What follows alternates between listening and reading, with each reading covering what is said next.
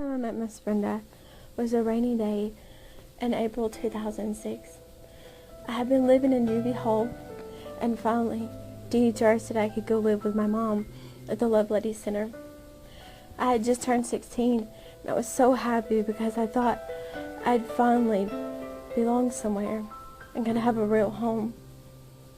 Miss Brenda called me into her office and asked me a bunch of questions about my life. She sat with tears in her eyes, and it made me mad because I thought she felt like I was a nobody. I had a real chip on my shoulder. I had lived in 5 foster homes, and it's been the last year in Juby Hall. I was one angry person. I told her my life story, which wasn't really much to tell. I had lived with my dad for a year, and finally a few months when I was a little younger. Other than that, I had only been in foster homes. DHR took me from my dad when they found out we had no water or power. We hadn't had it for over a year, but I didn't tell them that. I hardly ever went to school, but no one seemed to care. Daddy drank all the time and let me start drinking with him when I was 12. When I was 13, he taught me how to smoke marijuana. I thought I was something. Every once in a while, my mom would come and visit me and promise me a home. So I always believed her. She didn't mean to lie. She just couldn't quit using dope. That's why I was so happy to be at the Lovelady. I got to see my mom all the time. All I ever wanted was a mom and her love. There's so much more I could tell you, but it makes people sad to hear. So we'll just move on. I learned that what was wrong with Miss Brenda that day. My life had made her sad. She asked me when the last time was that I've been happy. I told her I could not remember ever being happy. Miss Brenda said the system had failed me miserably. Mom got kicked out of the center the day after my first good Christmas ever. They tried to keep her there because of me, but she just wouldn't or couldn't get it together. She took me with her. When she left, and before you knew it, she had me on to crack and shooting drugs. I met her drug dealer's son and got pregnant. I really wanted something different for my baby. I was actually excited about being pregnant because I would finally have something of my own to love. I went to Miss Brenda and she let me come home to the center. I even had my own room. I felt so good. I stayed clean, and I had my precious little girl. I even gave my life to Jesus and got baptized. I was actually working and doing pretty good. I felt love, and I even got on the drama team. I tried so hard, but Mom came back to the center. She and I fought like crazy people, and she got kicked out again. I felt so guilty. No matter what anyone said, I felt it was my fault. Somehow we got our roles confused, and I became my mom's mom, and I wanted to help her.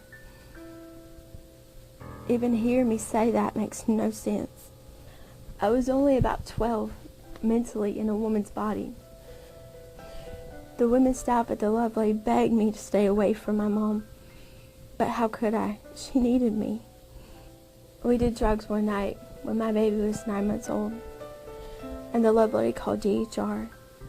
I ended up leaving my baby. I really messed up then, and me and my mom started using anything we could find all the time. Mom taught me how to turn tricks, so soon I was funding both our habits. I would go to the Lovelady and beg for help over and over. They would try to help me, but I just couldn't let my mom go. So out the door, I would have to go. After a while, I got tired of all the men and giving Mom all the money. so I decided to turn tricks on my own. She got so mad, so I gradually had to let her go.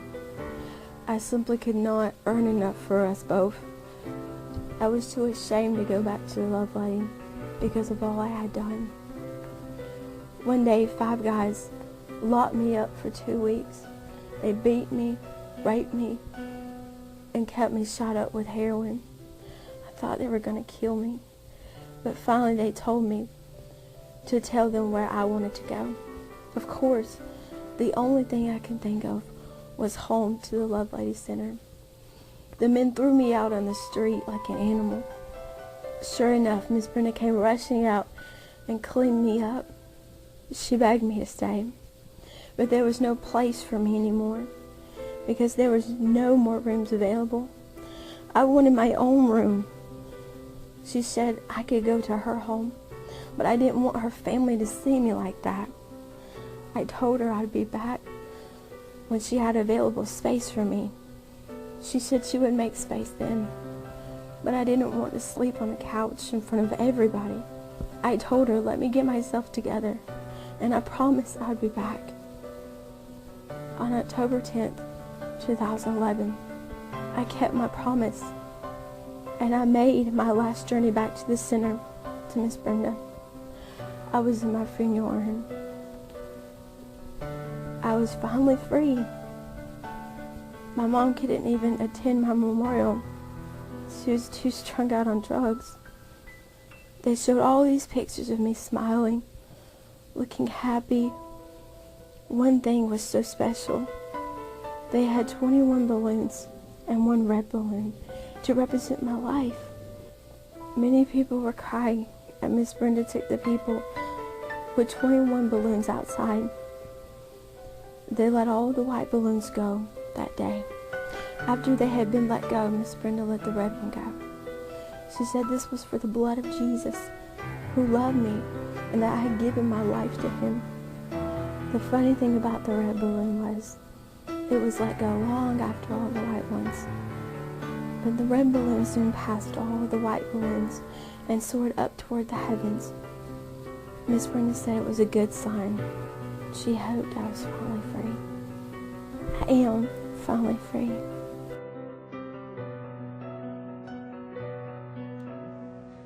Thankfully, Ginger's story is not one that we see every day.